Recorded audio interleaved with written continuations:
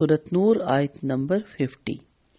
IFFI قلوبہم مرض ام ارتابوا ام یخافون ان یخیف اللہ علیہم ورسولہ بل اولئک ہم الظالمون. کیا ان کے دلوں میں نفاق کا روگ ہے، یا وہ شک میں پڑے ہوئے ہیں، یا وہ اس بات سے ڈرتے ہیں کہ اللہ اور اس کا رسول ان کی حق تلفی کر جائے گا، بلکہ حقیقت یہ ہے کہ وہ خود ہی ظالم ہے. اللہ کے رسول کے فیصلے سے اعراض کی وجوہات. یعنی ان منافقوں کے رسول کے فیصلے سے اعراض کی 3 وجہ ہو سکتی ہیں. ایک یہ کہ وہ سچے دل سے ایمان نہ لایا ہو، بلکہ اپنی ذاتی مفادات کے حصول کی خاطر مسلمان ہو گیا ہو. دوسرا یہ کہ وہ ایمان کا دعویٰ کرنے کے باوجود اس شک و شبہ میں مبتلا ہو کہ یہ شخص واقعی اللہ کا رسول ہے بھی یا نہیں، یا یہ قرآن اللہ کا کلام ہے بھی یا نہیں، یا آخرت کے دن کے قیام اور اس دن جزا اور سزا کا عقیدہ کچھ حقیقت بھی رکھتا ہے یا نہیں. یہ سب باتیں محض افسانے اور من گھڑت باتیں تو نہیں. تیسرا یہ کہ وہ اللہ اور رسول کو مان لینے کے بعد یہ اندیشہ رکھتا ہو کہ قرآن کے فلاں حکم نے تو ہمیں ذلیل کر کے رکھ دیا اور مصیبت میں ڈال دیا، یا رسول کا فلاں طریقہ یا حکم ہمارے لیے سخت نقصان دہ ہے. ان تینوں صورتوں سے جو بھی صورت ہو، ان کے ظالم ہونے میں کوئی شک نہیں.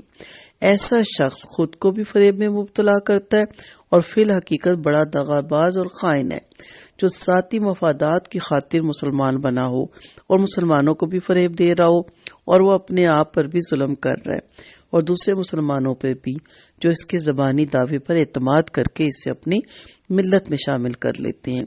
ان کے ظالم ہونے کی دوسری وجہ یہ ہے کہ وہ چاہتے ہیں کہ اپنا حق تو پورا وصول کریں، خواہ اس میں دوسروں کی کتنی زیادہ حق تلفی ہو رہی ہو، اور اسی غرض کے تحت وہ اپنا فیصلہ وہاں لے جانا چاہتے ہیں جہاں انہیں اپنی خواہش کے مطابق فیصلے کی توقع ہو. اور یہ دونوں باتیں ان کے ظالم ہونے پہ کھلی دلیل ہیں. شاہ عبد القادر رحمۃ اللہ علیہ فرماتے ہیں، دل میں روگ یہ ہے کہ اللہ اور اس کے رسول کو سچ جانا، لیکن حرص نہیں چھوڑتی کہ کہیں کس پر چلیں. جیسے بیمار ہوتا ہے نا، بیمار چاہتا ہے کہ چلے مگر پاؤں نہیں اٹھاتا. اس سے معلوم ہوا کہ جو قاضی کتاب و سنت کے مطابق فیصلہ کرتا ہو، اس کے سمن کو قبول کرنا واجب ہے. اس سے کترانا اللہ اور اس کے رسول کے فیصلے سے منہ موڑنا ہے. مگر جو قاضی کتاب و سنت سے بے خبر ہو اور اس نے کسی عالم اور مجتہد کے آراء اور اجتہادات کو جمع کر رکھا ہو اور اس کے مطابق فیصلہ کرتا ہو، تو اس کے پاس مقدمہ لے جانا اور اس کے سمن کو قبول کرنا ضروری نہیں، اس لیے کہ اس رائے پر عمل کرنا اس مجتہد کے لیے جائز تھا جس کی طرف وہ رائے منسوب ہے، اور وہ بھی اس وقت تک جب تک اسے کتاب و سنت کا فیصلہ نہ پہنچا تھا. مگر کسی دوسرے کے لیے اس پر آنکھیں بند کر کے عمل کرنا، اس کے مطابق لوگوں سے مقدمے کے فیصلے کرنا صحیح نہیں ہے. اب آپ دیکھیں، پچھلی آیت کو بھی دیکھ لیں. یہ سلسلہ کہاں سے شروع ہو رہا ہے؟ 47 سے، پھر 48، پھر 49 اور اب 50. آخر بھی کیا کہا گیا؟ فی قلوبہم مرض. اس پہ پہلے پارے میں بڑی تفصیل سے اس پہ بات ہوئی تھی سورۃ بقرہ کی شروع کی آیت میں.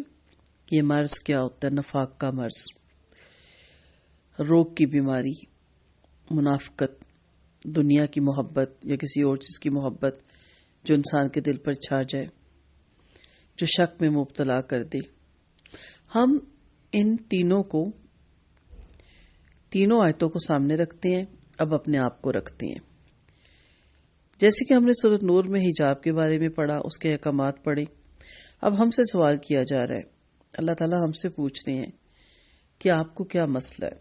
کیا دلوں میں روگ ہے، ابھی شک ہے؟ جیسے کہ اس کی آیت کی تفسیر میں ہم نے دیکھا کہ پتہ نہیں نبی سچے ہیں بھی کہ نہیں، نعوذ باللہ، اللہ ہے بھی کہ نہیں، آخرت ہے بھی کہ نہیں. شک و شبے میں کیوں پڑے ہوئے آپ؟ سورۃ بقرہ میں کہا گیا تھا نا، لا ریب فیہ، اس میں کوئی شک نہیں. اگر برتن گندا ہو، دودھ صاف ہو تو دودھ پھٹے گا، کیوں قصور دودھ کا نہیں، قصور برتن کا تھا نا. تو اس لیے اگر ہمارے دلوں میں شک اور نفاق چھپا ہوا ہے تو پھر ہمیں حجاب بھی مشکل لگے گا. ہمیں اپنے دلوں سے پوچھنا ہے کیا یقین نہیں ہے اللہ پہ، اس کے رسول پہ، اس کے کلام پہ اور آخرت پہ؟ ہے تو پھر کیا ہے؟ ہمارے دلوں میں کھوٹ ہے یا ایمان پورا نہیں ہے؟ ہم آدھے تیتر آدھے بٹیر ہیں، کل پہ ہر چیز چھوڑ دیتے ہیں. بیماری ہے کوئی جو ہمیں چلنے نہیں دے رہی، روگ کی، منافقت کی، یا پھر ہمیں اللہ کے حکم ماننے میں اور اس کو نافذ کرنے پہ اپنے اوپر ظلم نظر آتا ہے. سوچیے گا ضرور. ہم سے بھی سوال ہے کہ کیا وجہ ہے کہ جب اللہ تعالیٰ تمہیں اپنی طرف بلاتا ہے، اس کا رسول، تو تم منہ موڑ جاتے ہو. اگر فائدے کی چیز ہے تو متی ہو کر. اب آپ دیکھیں ہم کون سی آیتیں ڈھونڈتے ہیں، کون سی حدیثیں ڈھونڈتے ہیں، کون سے اذکار ڈھونڈتے ہیں جس میں رزق کی بڑھوتی، شوہر قابو میں، سسرال قابو میں، ساس نندوں سے چھٹکارا، یہی کرتی رہتی ہیں نا عورتیں سارا دن. بچوں کی تندرستی، بچوں کی شادیوں کے وظیفے، اس میں تو ہم آگے بڑھ چڑھ کے رہتے ہیں. اور جہاں عملی اسلام آ جاتا ہے، اپنے اوپر نافذ کرنا، اس پہ ہم پھر مشکل میں پڑ جاتے ہیں. تو آپ ایز اے عورت، ایسے خواتین نہ صرف حجاب کریں بلکہ شرعی پردہ کریں، اور پھر دیکھیں مستجاب الدعویٰ ہو جائیں گی. آپ کی دعا بھی دل میں ہوگی تو قبول ہو جائے گی. مانگنے کا ٹائم نہیں ہوگا، اللہ ایسے بندوں کی دعائیں دلوں میں ہوتے ہیں، قبول کر لیتا ہے. اس کے حکموں کو نافذ کریں اپنے وجود پہ. سب سے مشکل کام ہے نا اپنے وجود پہ نافذ کرنا، اور سب سے آسان کام ہے دوسروں پہ نافذ کرنا. ہمیں ایک دفعہ کورس کے دوران کوسچنز ہوا کہ کیا دوسروں کو سمجھانا آسان ہے یا اپنے آپ کو؟ زیادہ تر نے کہا دوسروں کو، اور میں نے کہا اپنے آپ کو. آپ اپنے آپ کو بدل سکتے ہیں. واحد ایک ہستی ہے جس کو آپ بدل سکتے ہیں دنیا میں، اور وہ اپنے آپ کو. دوسروں کو نہیں آپ بدل سکتے. لیکن جب آپ اپنے آپ کو بدلتے ہیں اور آپ کے جسم پہ، آپ کے روزمرہ کے معاملات میں اللہ اور اس کے رسول کے احکامات جھلکتے ہیں، تو یہ ایسی بہترین تبلیغ ہوتی ہے کہ چلتے پھرتے آپ مبلغ ہو جاتے ہیں، اور اس کو دیکھ کے لوگ جوڑ تک جوگ دین کی طرف آتے ہیں. آپ کے کہنے کو اتنی اہمیت نہیں دیتے، یا کہا ہوا سن کے انسنی بھی ہو جاتی ہے، یا گھنٹے 2 بعد یا 2 دن بعد یا 1 مہینے بعد وہ بھول بھی جاتی ہے بات. لیکن دیکھا ہوا کبھی نہیں بھولتا.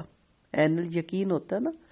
تو جب آنکھوں سے بندہ دیکھتا ہے کہ یہ بھی تو ہماری طرح ہی خاتون ہے نا، اس کا دل نہیں کرتا سجنا سورنا، باہر اپنے کام والے سوٹ دکھانا، نیکلس، جیولری، اور آج کل تو بہت کچھ ہے نا، اور ہر ایک کو خریدنے کا بھی پتہ ہے. تو پھر انسان سوچتا ہے کہ آیا اس نے ہی کیوں لبادہ اوڑا ہے، اور پھر انسان کے دل میں یہ خواہش پیدا ہوتی ہے کہ میں بھی ایسا کیوں نہ کروں.